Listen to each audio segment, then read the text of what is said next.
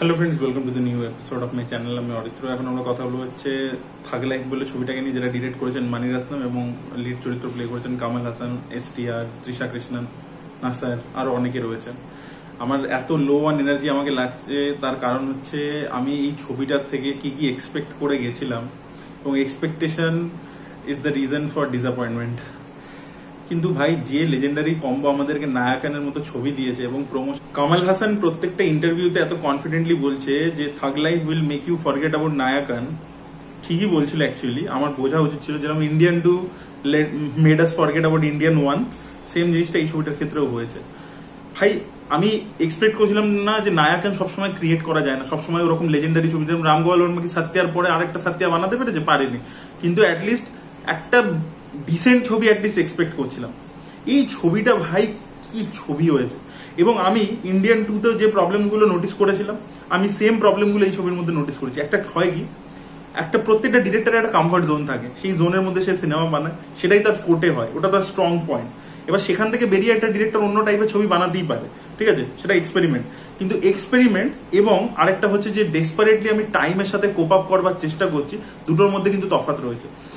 দেখবেন আমাদের বাড়িতে যখন যে দাদু, দিদা, মা যারা রয়েছে, তারাও স্মার্টফোন ইউজ করছে, কিন্তু তারা দেখবেন না, মানে কোনো নতুন কিছু এলে, কোনো আপডেট এলে সেটার সাথে ঠিক কোপ আপ করতে পারে না, জিজ্ঞেস করবে আপনাকে। তারপর দেখবেন স্ক্রিনের মধ্যে জোরে জোরে মারে বয়স্ক লোকেরা, কারণ তারা টেকনোলজিটার সাথে কোপ আপ করতে পারছে না।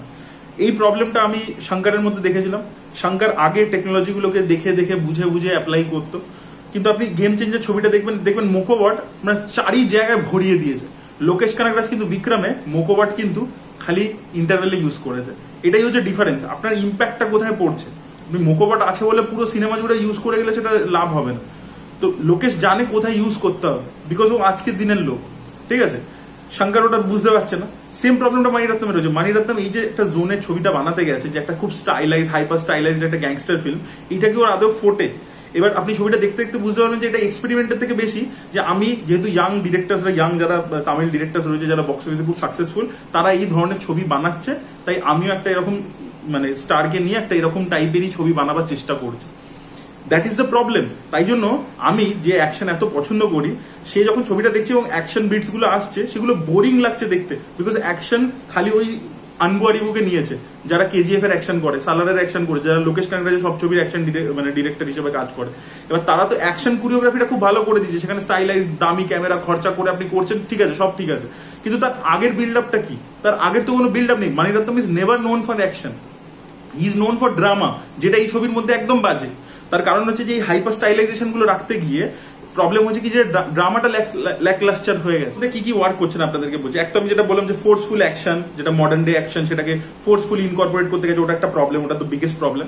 সেকেন্ড প্রবলেম, এই যে এত হিউজ একটা স্টার কাস্ট করে দেয়, একটা অনসম নিয়ে নেওয়া, ছোট ছোট, এই যে অশোক সেলভানকে নিয়েছে, অশোক সেলভানের কি ভূমিকা আছে, ঐশ্বরিয়া লক্ষ্মীকে নিয়েছে, ওর কি ভূমিকা রয়েছে, সানিয়া মালহোত্রাকে একটা গানের মধ্যে নিয়ে এসেছে, কি ভূমিকা রয়েছে।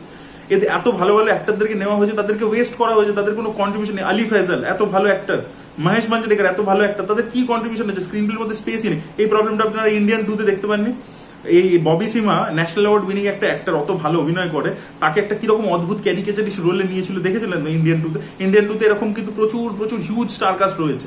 এখানে পীয়ূষ মিশ্রাকে নিয়ে নিচ্ছে, ওখানে অমুককে নিয়ে নিচ্ছে, কিন্তু তাদের কোনো ভূমিকা নেই, কিছু করার নেই। সেম প্রবলেমটা কিন্তু থাগ লাইফেও হয়েছে। আমি যেটা বললাম না, যে ইন্ডিয়ান 2তে আমি যে প্রবলেমগুলো নোটিস করেছিলাম, সেই প্রবলেমগুলো আমি থাগ লাইফেও নোটিস করতে পারি। ছবিটা দেখবার সময় কিছু কিছু জায়গায় আমার মনে হচ্ছিল যে কামাল হাসান নিজে ডিরেক্ট করেছে, মানিরত্নম ডিরেক্ট করেনি। তার কারণ আছে, আমি বলছি।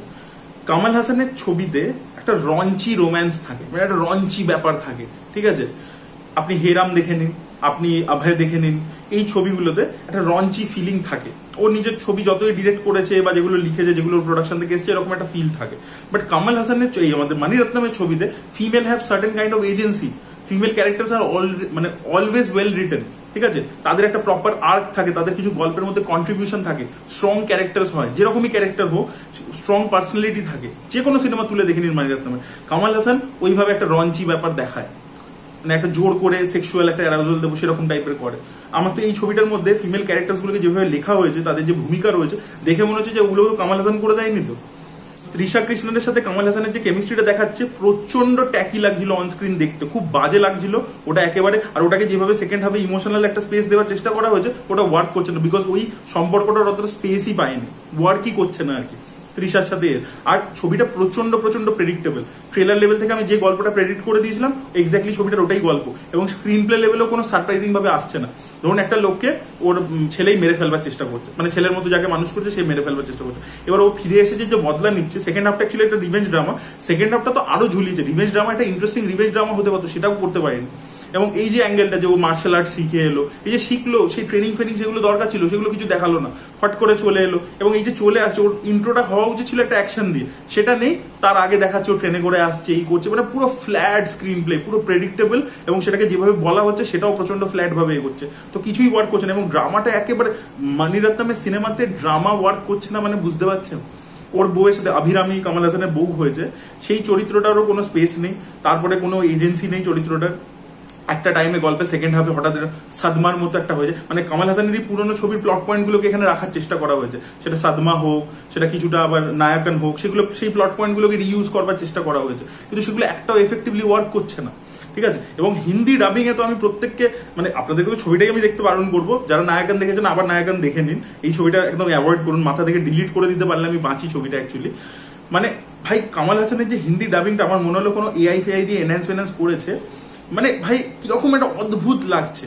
আমি বলবো এই ছবির মধ্যে অ্যাকচুয়ালি কে ভালো অভিনয় করেছে জানেন? এসটিআর অ্যাকচুয়ালি নিজের দিক থেকে অনেক চেষ্টা করেছে। এসটিআর এর পারফরমেন্স বরং ভালো, বা কামাল হাসানের কিছু জায়গায় পারফরমেন্স ভালো, এরা দুজন ভালো কাজ করে। এসটিআর আমি বলবো থ্রু আউটই ভালো কাজ করেছে, বাট বাকি না ফিমেল ক্যারেক্টার ভালো রিটেন, না এই যে গ্যাং এর মধ্যে এই যে একটা কনফ্লিক্ট হচ্ছে এ হচ্ছে, সেগুলো তো আপনাকে স্পেস দিয়ে ডেভেলপ করতে হবে। যে গ্যাং মেম্বার্স গুলোর মধ্যে কেমিস্ট্রিটা আগে ভালো দেখাতে হবে, যেটা সত্যিকাতে ছিল, তারপরে ওদের মধ্যে কিভাবে ডিফারেন্স হচ্ছে, কি হচ্ছে, ঝামেলা হচ্ছে, সেগুলো তো এস্টাবলিশ করতে হবে।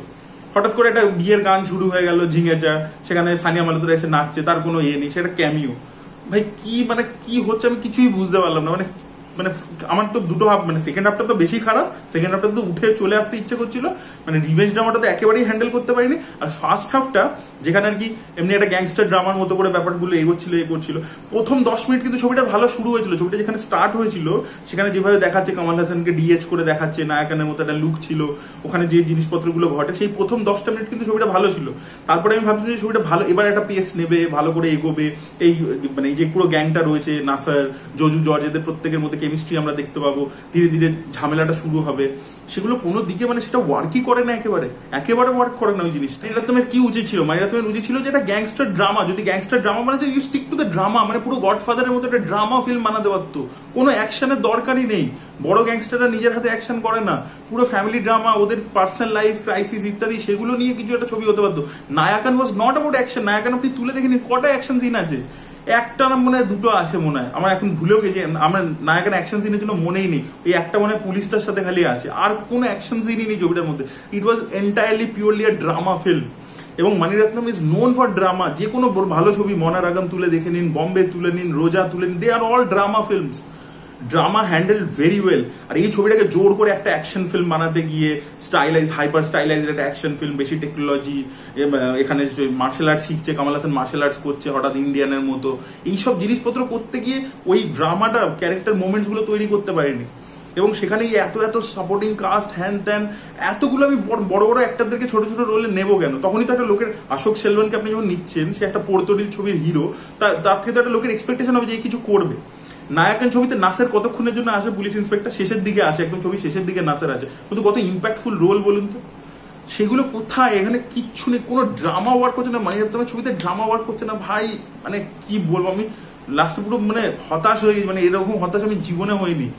আমি ধরে নিলাম যে বাকি কিছু ওয়ার্ক করলো না, আচ্ছা ঠিক আছে, বাকি সব ফ্ল্যাট, কিন্তু ড্রামা যেটা মানিরত্নমের ফোর্টে, সেটা কোথায়? সিনেমাতে নেই, ওয়ার্ক করছে না। প্রত্যেকটা জিনিসেরই একটা এক্সপায়ারি ডেট থাকে, বাট এটা খুব দুঃখজনক ব্যাপার যে ইন্ডিয়ান, সেখানে শঙ্কর কামাল হাসান একসাথে কাজ করেছিল, সেটা যেভাবে ইন্ডিয়ান 2-তে লাস্ট ইয়ার খুব বাজেভাবে ফেল করেছিল, শেষ হলো সেই কম্বিনেশনের যেটা এটা, আর সেটা পরবর্তীকালে এই সাথে থাক লাইফের সাথেও হলো যে মানিরত্নম কামাল হাসান একসাথে এরকম একটা লেজেন্ডারি ছবি বানিয়েছে, তার পরবর্তীতে এরকম একটা ছবি।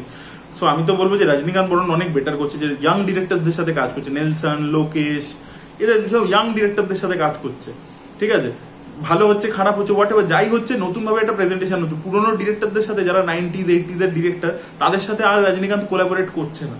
কদিন আগে এরকম আপডেট পাচ্ছেন যে রজনীকান্ত মানিরত্নমের সাথে ছবি করতে পারেন, আমি তো চাইবো যে না করুন। Thank you so much for watching this video. ভিডিওটা ভালো লেগে থাকলে লাইক করুন, শেয়ার করুন, চ্যানেলকে সাবস্ক্রাইব করতে ভুলবেন না, এবং আপনারা মানে আমি তো বারণই করবো যে আপনারা দেখবেন না ছবিটা। অ্যামাজন প্রাইমে নায়ক অ্যাভেলেবেল আছে, সেটা গিয়ে দেখে নিন। অনেক অনেক ভালো সিনেমা, অনেক কিছু মানে আপনার একটা বড় ওয়ার্ল্ড সিনেমার ব্যাপারে নতুন আইডিয়া হবে।